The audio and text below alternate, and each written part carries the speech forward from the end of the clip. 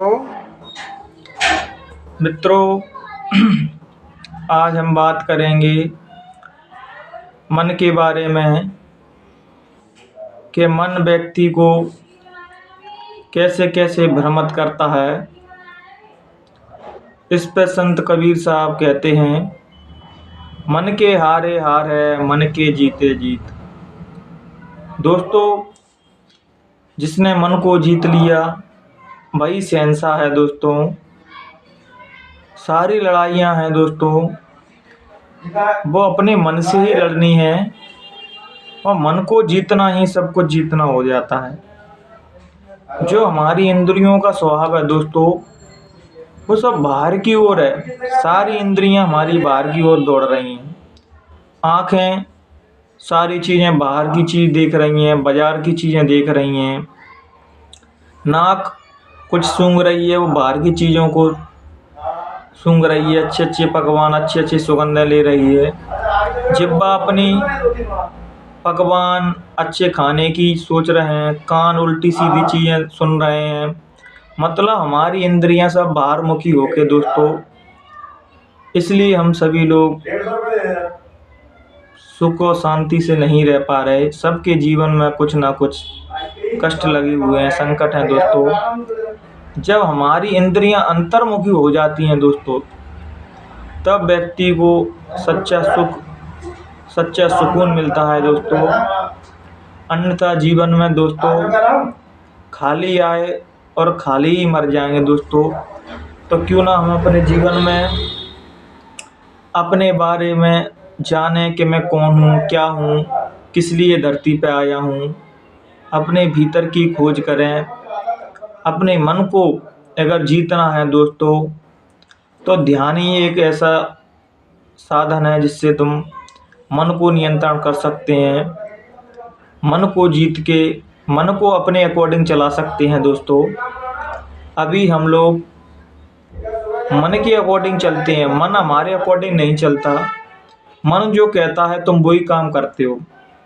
जब तुम साधन करोगे, ध्यान भजन करोगे दोस्तों, तो फिर मन अपने अकॉर्डिंग चलेगा। जैसे साधक संत लोग कहते हैं वैसे ही मन चलेगा। और अभी लोग हम क्या है, इंद्रियों के वश में हैं। इंद्रियां जो काम कराती हैं हम वही काम करते हैं। इसलिए तो संतों ने, महात्माओं ने, साधकों ने एक ही बात बताई कि बाहर कुछ नहीं देखना है। बाहर ना होते हुए अंतर की दृष्टि अंतर की ओर होनी चाहिए। हमारी जो दृष्टि है वो बाहर की ओर है। सारी चीज़ें बाजार की देख रहे हैं, सब चीज़ों को भोगने की सोच रहे हैं। ये भी भोग लूँ तो सुखी हो जाऊंगा, ये भोग लूँ तो सुखी हो जाऊंगा। और भोग से कोई व्यक्ति सुखी नहीं हो पाया। पुराने समय में दोस्तों भोगने की ज़्यादा चीज़ नहीं थी, सुविधाएं नहीं थी, तो व्यक्ति का मन स्थिर था, क्योंकि बाहर कुछ ज़्यादा भोगने के लिए था ही नहीं।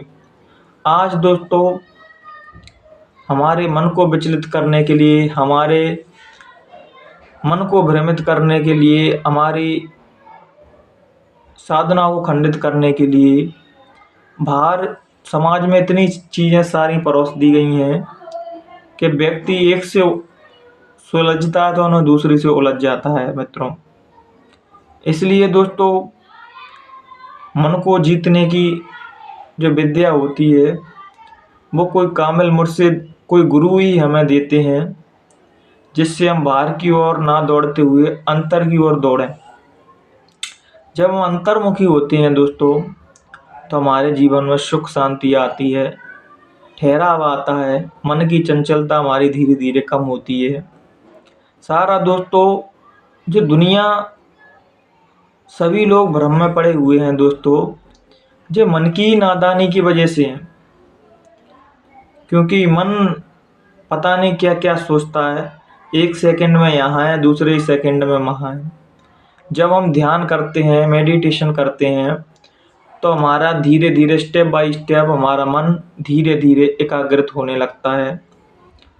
बहुत से लोगों की शिकायत रहती है कि बाबा जी मन ध्यान में लगता नहीं। शुरुआत में मित्रों किसी का भी ध्यान में मन नहीं लगता।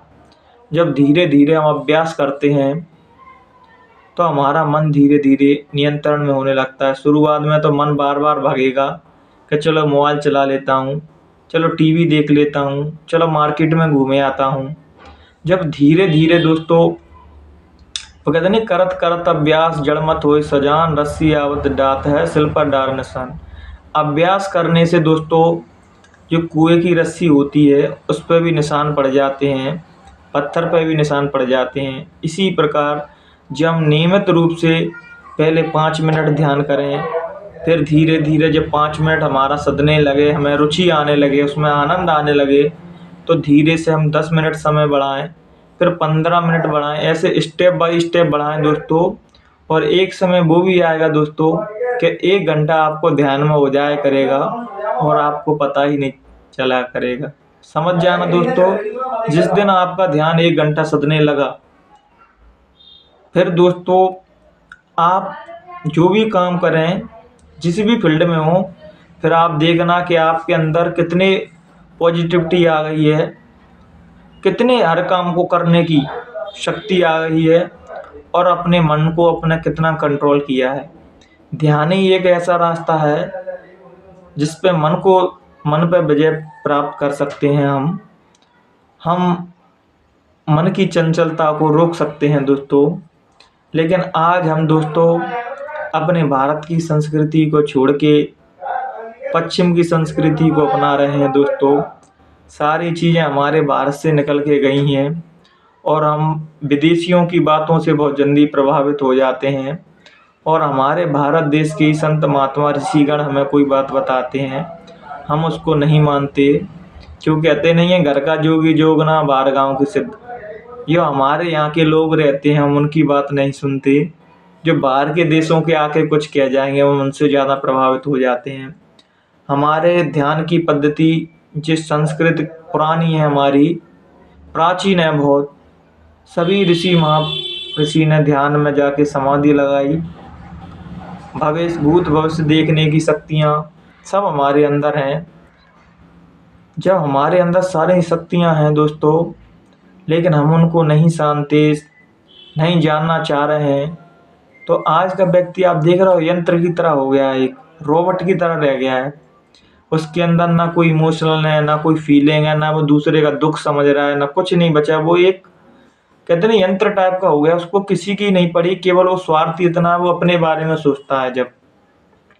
और हमें सच्चा सुख तब मिलता है जब जग कल्याण की भावना रहती है, दूसरे की भलाई सोचते हैं दोस्तों, तो हमारी अंतरात्मा अंदर से खुश होती है, हम अंदर से प्रसन्न रहते हैं। जब अपने ही बारे में सोचते हैं दोस्तों तो हम दुख ही पाते हैं। तभी तो कहा परहित धर्म और नहीं भाई दोस्तों, दूसरे के लिए भला सोचने से बराबर और इस संसार में कोई धर्म नहीं है दोस्तों। जब हम दूसरे के बारे में अच्छा सोचते हैं तो परमात्मा हमारे जीवन में भी अच्छा करता है। और बुराइयां देखनी है मित्रों तो अपने अंदर देखें। कबीर दास कहते हैं कि बुरा जो देखन मैं चला, बुरा ना मिलिया कोई, और जो दिल खोजे अपना मुझसे बुरा ना कोई। हम गॉसिप करते रहते हैं 2-3 घंटे, पता ही नहीं चलता दोस्तों। और हम अपने विकास के लिए, अपने उन्नति के लिए, अपने आत्मिक सुख के लिए, अपने पॉजिटिव थिंकिंग के लिए दोस्तों ध्यान नहीं कर सकते। हम अपनी भलाई के बारे में ही नहीं सोच सकते दोस्तों, तो बताओ हम अपने लिए क्या को खोद रहे हैं दोस्तों। जब हम ध्यान करेंगे तो हमारे अंदर दोस्तों लक्ष्य को साधने की सटीक एक लक्ष्य को पाने की एक अपने पास मैप नहीं रहता दोस्तों, एक पूरा प्लान होता है, वो आ जाता है कि हमें काम को, डेली रूटीन के कामों को कैसे करना है, अपने लक्ष्य को कैसे पाना है दोस्तों।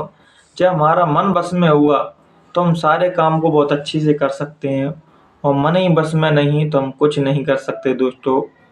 इसलिए मैं हाथ जोड़ के बस एक ही निवेदन करूँगा, जितने भी लोग मुझे सुनते हों या लोग मुझे यूट्यूब के माध्यम से सुनते हों, आप अपने जीवन में ध्यान को ऐड कर लीजिए। आप संत महात्माओं को मानते हो या नहीं मानते हो, आप किसी धर्म को मानते हो या नहीं मानते हो, वो कोई ज़्यादा मैटर नहीं रख करता। लेकिन आप अगर अपने जीवन में ध्यान को आज से जोड़ लेंगे, ध्यान को ऐड कर लेंगे, तो यकीन मानना आपका जीवन सुखमय मंगलमय हो जाएगा। इन्हीं कामना के साथ हम अपने विचारों को यहीं मित्रों विराम देंगे और आप अच्छे से रहिए, ध्यान कीजिए, इस संसार की सुखों के पीछे ज़्यादा ना दौड़िए दोस्तों।